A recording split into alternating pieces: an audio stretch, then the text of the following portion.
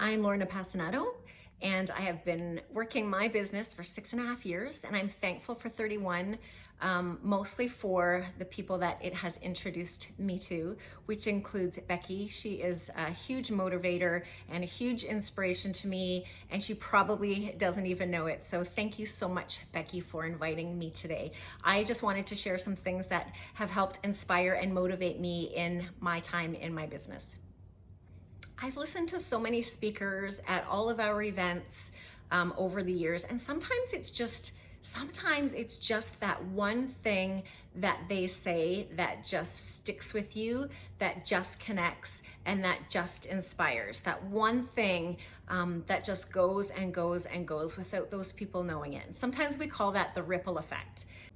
The ripple effect is a series of things that happen as a result of a particular action or event, or it's a major consequence of a minor action.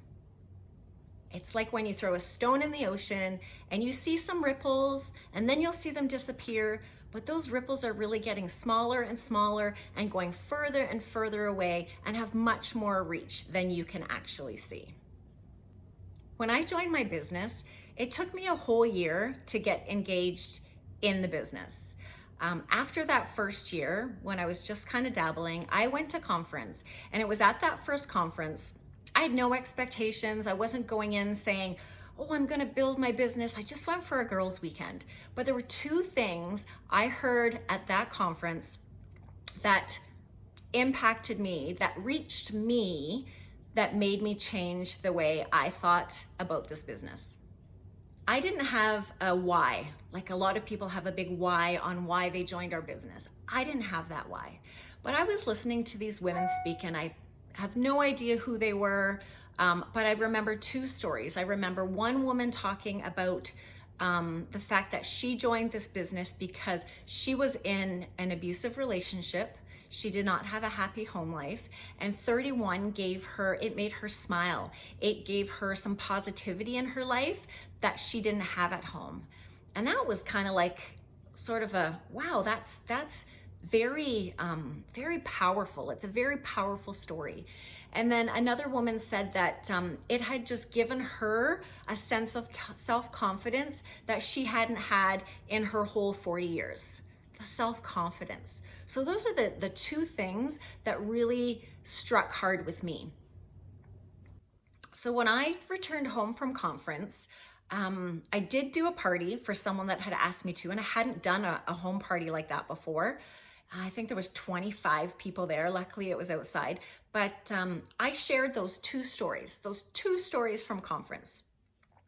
And those two stories connected with two women at that party, and boom, all of a sudden I had my very first two team members. So as time progressed, I started hearing more stories, and I started sharing more stories, and I started growing my team because of other people's stories I was sharing. So now think of the people on my team that now I'm building, and they are sharing those stories or their stories with other women. And do you see how far that reach goes from those very first two stories to now reaching however many women those stories are reaching? I'm sharing these numbers with you, and as I share them, I want you to think about those consultants and how they've reached out and connected with customers and started building a business because of these stories. Since I joined 31 6.5 years ago, I've had 249 personal recruits. In that time, between current team members and team members we've lost, our total's been 686 team members. Our whole organization sales, 1.9 million, and commissions, just 25% base commissions paid out to our team is $493,000. So that one story that was told on stage at conference ignited a fire in me to share and grow my business. And those stories were shared in the business, and the business grew more. And that business grew into more customers, more sales, and more paychecks for hundreds of women. Have you ever thought about how far your actions reach, how many people you've impacted by just one thing you've said or one thing you've done, an act of kindness or a task or something you've had to check off your list and do. Have you ever thought about how many people that has reached? What if Cindy Monroe hadn't have started this business? How many hundreds of thousands of people has she reached, indirectly or directly? So you need to think about, if you don't think that the things you're saying or the things you're doing is impacting anyone, then you have to remind yourself of just how far that reach can go. I had the pleasure of speaking at a leadership retreat a couple of years ago, and all of the women there had built large businesses in a matter of a few short years. Some of them had dozens of people on their team, some had hundreds, and some had thousands. But I asked each of them, on the day that you joined your business, did you believe that you would start sharing the opportunity and building a team? And pretty much all of them said no, except maybe one who was maybe one of our original consultants. I asked them, did they believe that they would earn a sizable paycheck? No. Did they believe that they would earn a free trip through selling bags? Or earn a seat on our leadership council or our presidential advisory council, or maybe be a member of our circle of honor and be featured in our catalog, or impact so many lives? And the resounding answer was no. Those leaders did not believe. They did not believe that their actions would impact so many people and that their reach could go so far. If you're here today, it's because someone believes in you. So do you believe in you? Or did you only start believing in you because someone else told you they believe in you? You're either all in or you're in your own way. So get out of your own way and start believing in you. Just a little story about belief. So we all know about the law of attraction, right? So my history with the law of attraction is I was working at our family business and my sister-in-law had started talking about this movie, The Secret, and we were, talking about it, and I was like, whatever. So she was having a girls' night and we ended up watching the movie. And I was like, wow, that's not what I thought it was, but that's pretty cool. And I kind of really started thinking about it. And my son was 3 at the time. And I'll never forget. So this is, the more you talk about it, not that I talked about it a lot, but here's 2 things that happened with my son. I remember we must have been talking about the law of attraction, and he must have been, he was 3 because he started school. And he came home from school because he was 3.5, almost 4. The pool was still open and he was outside with my husband, and he was walking along the side of the pool. My husband had the hose or the vacuum, and my husband kept saying to him, Liam, you're gonna fall in. You're gonna fall in. You're gonna fall in the pool. And what happens? My son falls in the pool. So we scoop him out and he says, Dad, that's your fault. My husband says, why is it my fault? And he says, because you said I was gonna fall in the pool and the things that you say come true. And I was like, wow. And then another time, not long after that, I took him to the mall and he came in the washroom stall with me, and there's those the sanitary napkin, automatic, wave your hand in front of it, it opens up, and he saw that, or I think my hand moved and it opened up, and I said, oh, Liam, we should get one of those. I wish we could get one of those for our house bathroom. And he says, just ask for it. And I looked at him, I said, what do you mean? He says, the things you ask for are the things that you get. And I was like, wow, like it's so powerful, and you don't realize like these minds. Anyway, back to the law of attraction. You have to believe in yourself. If you have the will, you can learn the skill.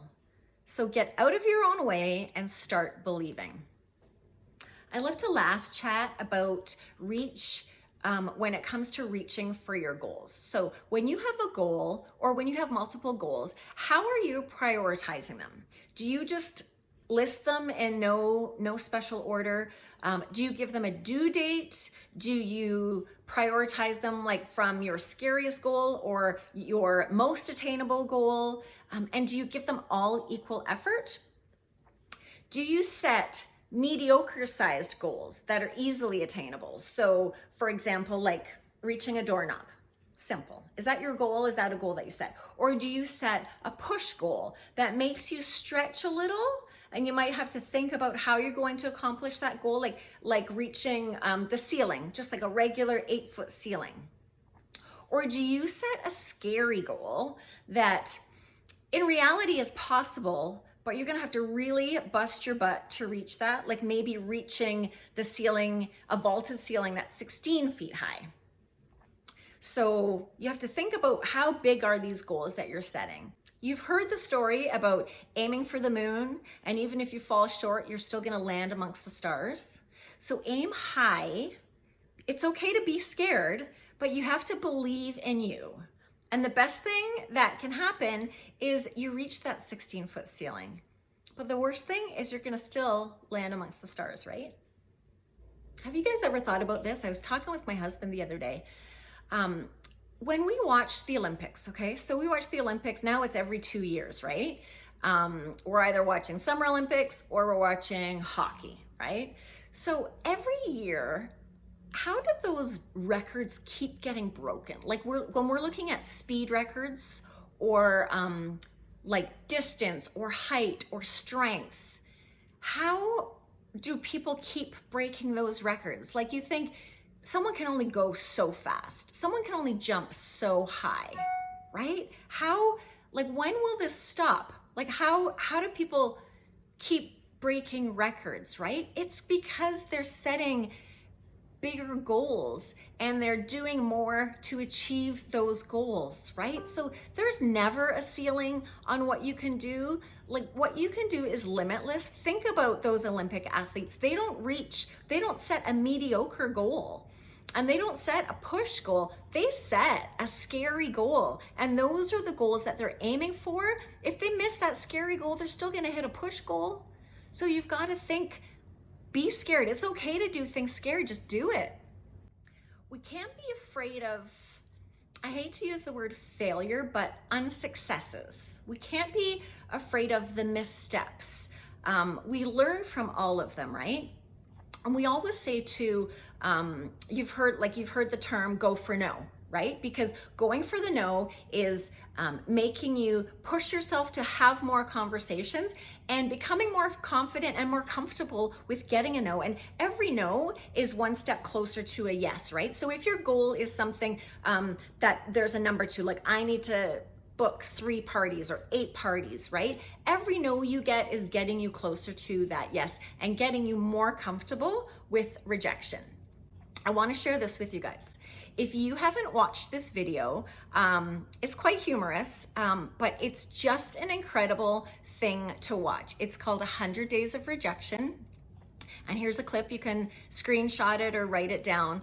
But it's such an inspirational clip, and oftentimes, like once, maybe twice a year, I actually post it on my business page just because I love the message that it puts out there. So make sure you take time sometime soon to watch that clip.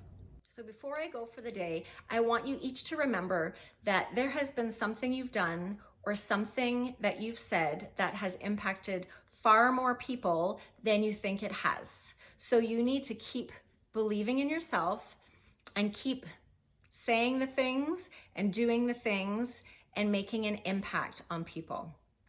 Believing in yourself is one of the main things that you need to do. You believed in Santa Claus for like 10 years, right? It's time to believe in yourself. I'm gonna finish. I'm just gonna pop one last screen up with a couple of my favorite quotes. And I want everyone to remember that somebody believes in you or you would not be here today. And to Becky, thank you for having me. And I hope to see all of you in real life sometime real soon. Thank you.